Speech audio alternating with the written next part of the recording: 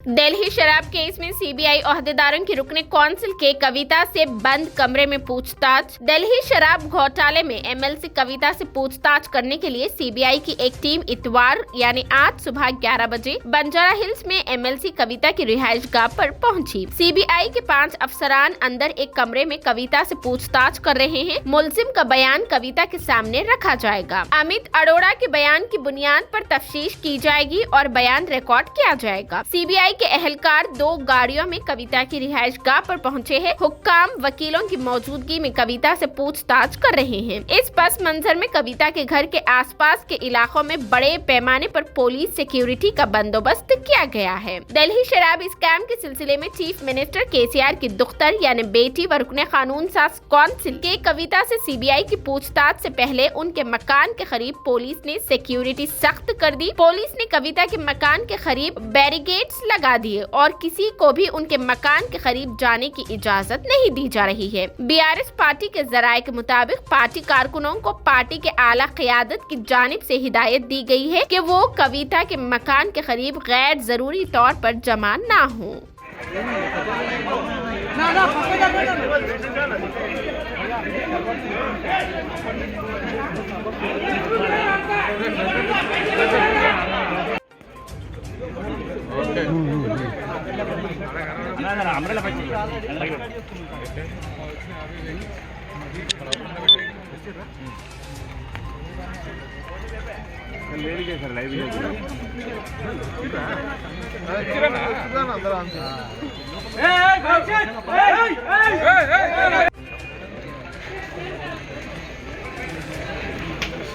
Rajesh